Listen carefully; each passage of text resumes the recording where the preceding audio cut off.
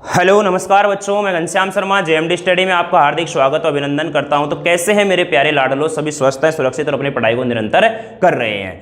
प्यारे बच्चों, अपन ने लास्ट क्लास में 1.3 का सेकंड क्वेश्चन कंप्लीट किया था। इस सेशन में अपन थर्ड क्वेश्चन करने वाले हैं और ये 1.3 का अंतिम प्रश्न है, लास्ट क्वेश्चन है, जिसमें 3 क्वेश्चन दिए हैं और तीनों प्रश्न अपन कर चुके हैं। किस प्रकार से है ध्यान से समझने की कोशिश करना मेरे प्यारे बच्चों। सिद्ध कीजिए कि निम्नलिखित संख्या है परिमेय है। परिमेय सिद्ध करना है, आप चाहो तो खुद भी कर सकते हो, आप चाहो तो ये खुद भी कर सकते हो, लेकिन मैं समझा रहा हूं आप लोगों को। आपको पता है कि परीक्षा में आपको खुद को ही करना पड़ेगा, मैं समझा रहा हूं तो फिर भी आपको खुद को ही करना पड़ेगा। प्यारे बच्चों, मैं पहले क्वेश्चन की बात करता हूं। इसमें जो फर्स्ट क्वेश्चन है 1/√2, तो सबसे पहले तो आपको यह करना है कि इस √2 को, नीचे से जो √2 है ना, इसको हटाना है।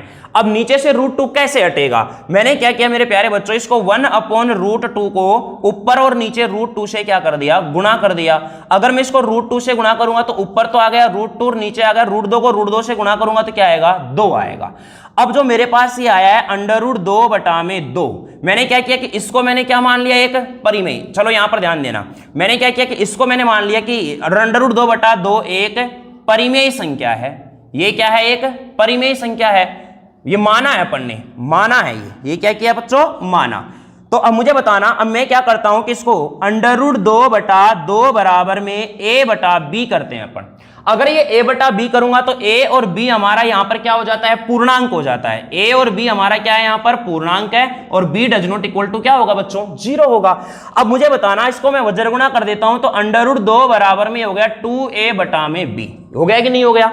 अब ये √2 बराबर 2a/b आ गया, लेकिन ये 2a/b है, इसमें सारे के सारे कैसे पद हैं, पूर्णांक पद हैं। अगर ये पूर्णांक पद है तो इसका मतलब जो ये √2 है पूर्णांक पद, और ये कैसी संख्या बन जाएगी मेरे प्यारे बच्चों, परिमेय संख्या बन जाएगी। ये क्या बन जाएगी, परिमेय संख्या। लेकिन √2 भी इसके अनुसार कैसी संख्या बन रही है, परिमेय संख्या बन रही है। अब ये परिमेय संख्या बन रही है, ये परिमेय संख्या बन रही है, लेकिन √2 परिमेय नहीं होती है। √2 परिमेय नहीं होती है, ये इस कथन का क्या कर रहा है, यहां पर खंडन कर रहा है। तो मैं लिख दूंगा यहां पर कि यह इस कथन का, यह इस कथन का, यहां पर इसको अपन समीकरण क्या रख देते हैं, 1। यह इस कथन का खंडन कर रहा है। अब खंडन कर रहा है तो कर रहा है तो √2 परिमेय संख्या है, परिमेय संख्या है, परिमेय संख्या है, जो कि असत्य कथन है, जो कि असत्य कथन है। अतः है, मैं लिख दूंगा यहां पर कि अतः है, जो अपन ने लिया था यहां पर ये √2, अतः है √2 एक अपरिमेय संख्या है, अपरिमेय संख्या है। इसलिए 1/√2 भी एक अपरिमेय संख्या होगी। एक क्या होगी, एक अपरिमेय संख्या होगी। बोलो बात समझ में आई कि नहीं आई, क्लियर है। सेम प्रोसीजर चल रहा है, इसमें कुछ भी नया नहीं कर रहे अपन, नया कुछ भी लेके नहीं चल रहे हैं, सारी की सारी चीजें हमारी वो ही चल रही हैं। चलिए प्यारे बच्चों, ये हो गया तीसरे का पहला प्रश्न। चलिए बात करते हैं सेकंड प्रश्न की। तो प्यारे बच्चों, अब बात करते हैं अपन सेकंड प्रश्न की। सेकंड क्वेश्चन हमारा इस प्रकार से कह रहा है, ध्यान से समझना, 7√5 को अपने को अपरिमेय सिद्ध करना है। तो अपरिमेय सिद्ध करने के लिए मैंने क्या किया, इसको माना 7√5 परिमेय संख्या है। देखिए, जब भी आपको अपरिमेय सिद्ध करना हो तो ये वाली लाइन आपको, इसका कंट्रोवर्सी यानी इसका विरोधी भाष्य अपने को मान के चलना है कि 7√5 परिमेय संख्या है। अगर इसको परिमेय संख्या माना है तो आप सीधा सीधा को स्टेप स्टेप सिखा रहा हूं मैं आपको। 7√5 को आप a/b के बराबर रख दो, कोई दिक्कत नहीं है, और यहां पर लिख दो कि a व b पूर्णांक है, a व b क्या है, पूर्णांक है, और b does not equal to 0, यानी कि b किसके बराबर नहीं होना चाहिए, 0 के बराबर नहीं होना चाहिए। स्टेपों को सीखे, यहां पर लास्ट प्रश्न है हमारे पास इस प्रश्नावली के। अब मैंने क्या किया कि 7 को इधर भेज दिया, क्योंकि √5 इक्वल टू a/7b। अब आप ये देखो कि a/7b जो आया है, इसमें सभी के सभी पूर्णांक है। अगर इसमें सभी के सभी पूर्णांक, इसका मतलब ये कैसी संख्या है, परिमेय संख्या है। ये कैसी संख्या है, परिमेय संख्या है। प्यारे बच्चों, अगर ये परिमेय संख्या है तो इसका मतलब इसके अनुसार √5, समीकरण 1 के अनुसार, इस समीकरण 1 के अनुसार √5 भी क्या बन रही है, परिमेय संख्या बन रही है। भाई यहां पर परिमेय संख्या बनेगी कि नहीं बनेगी, लेकिन क्या √5 परिमेय संख्या होती है क्या? तो मैं लिख दूंगा यहां पर समीकरण 1 के अनुसार, समीकरण 1 के अनुसार √5 परिमेय संख्या है, √5 परिमेय संख्या है, परिमेय संख्या है जो कि इस कथन का खंडन करता है, इस कथन का खंडन करता है। अतः √5 एक अपरिमेय संख्या है। अतः √5 एक अपरिमेय संख्या है, इसलिए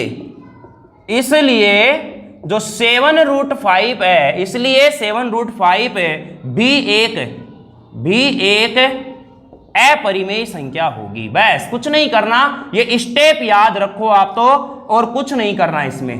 क्लियर है? अपरिमेय संख्या होगी। स्टेप कैसे याद रखने हैं? पहले आपको इसको अपरिमेय मानना है, फिर a बटा b के बराबर रखना है, फिर इसके रूट के साथ में जो संख्या उसको इधर भेज देना है, और फिर बाद में जो पूर्णांक पद आ जाएंगे, पूर्णांक पदों को परिमेय संख्या बोलते हैं। परिमेय संख्या इसके बराबर हो जाएगी जो इसके कथन का खंडन करता है। उसके बाद मैं कह दूंगा कि ये हमारे पास है परिमेय। अगर ये परिमेय तो इसके साथ इसके गुणांक में जो भी संख्या होगी, यहां पर अगर 7√5 की जगह यहां पर होता 11√5, 15√5, कुछ भी होता, वो सारा का सारा क्या होता? अपरिमेय होता। ठीक है बच्चों, तो ये सेकंड प्रश्न अपन ने यहां पर कर लिया है। तीसरे प्रश्न की तरफ ध्यान देते हैं, चलिएगा। तो थर्ड क्वेश्चन की तरफ देखिए प्यारे बच्चों। थर्ड क्वेश्चन क्या कह रहा है हमारा का? 6 + √2। तो यहां पर लिखते हैं अपन, माना 6 + √2 एक परिमेय संख्या है, परिमेय संख्या है। क्लियर है? मैंने क्या किया कि 6 + √2 परिमेय है, तो मैंने इसको a बटा b के बराबर रख लिया, और वही काम a व b पूर्णांक है। अरे सेम चीजें हैं, कुछ नहीं करना, और b does not equal to 0 करना है। प्यारे लाडलो, अब मैंने आपको कहा था कि अंडर रूट के साथ में अगर कोई संख्या उसको पक्षांतरण करते हैं उधर की तरफ, तो ये हो जाएगा मेरा √2 = a बटा में b और माइनस में 6। प्यारे बच्चों, √2 बराबर में a माइनस में 6, b हमारा लघुत्तम आके ये हो गया, नीचे क्या आ गया? b आ गया। फिर से मैंने कहा कि ये सारे के सारे जो पद हैं मेरे पास, ये समीकरण 1 हो गई मेरे, और ये सारे के सारे कैसे पद हैं? पूर्णांक पद हैं। अगर ये पूर्णांक है मेरे प्यारे बच्चों, तो ये कौन सी संख्या है? परिमेय संख्या है। बिल्कुल सही बात है सर, परिमेय संख्या है। अगर ये परिमेय, इसका मतलब इसके अनुसार √2 बराबर भी क्या है? परिमेय संख्या है। लेकिन हमें पता है कि √2 तो परिमेय संख्या होती ही नहीं है, तो मैं लिख दूंगा यहां पर कि समीकरण 1 के अनुसार √2 परिमेय संख्या है, परिमेय संख्या है, जो कि इस कथन का खंडन करता है, अतः √2 एक अपरिमेय संख्या है। कौन सी संख्या है? अपरिमेय संख्या है। इसलिए 6 + √2 भी एक अपरिमेय संख्या होगी। देखिए एक स्टेप से अपन बिल्कुल आसानी से, शुरू में जरूर दिक्कत आई होगी अपन लोगों को, लेकिन क्योंकि सारे के सारे इसमें देखो, पहला क्वेश्चन किया, दूसरा किया, तीसरे में भी तीनों प्रश्न किए, सभी में एक प्रोसीजर है, अलग कुछ भी नहीं है। क्लियर है? तो अगर एक प्रश्न को आपने अच्छी तरह से ध्यान रख लिया तो इसके सारे प्रश्न कंप्लीट हो जाएंगे। तो ये था मेरे प्यारे बच्चों 1.3 हमारा कंप्लीट होता है। अगली क्लास में अपन बात करेंगे 1.4 की। 1.4 हो जाता है हमारा, हो जाता है हमारी प्रश्नावली एक क्या हो जाएगी? कंप्लीट हो जाएगी। लेकिन पहले अपन 1.4 के सभी क्वेश्चनों को हल करेंगे। मेरे प्यारे लाडलो, पढ़ते रहना है अच्छी तरह से, आपको घर बैठे आराम से तसल्ली से पढ़ना है।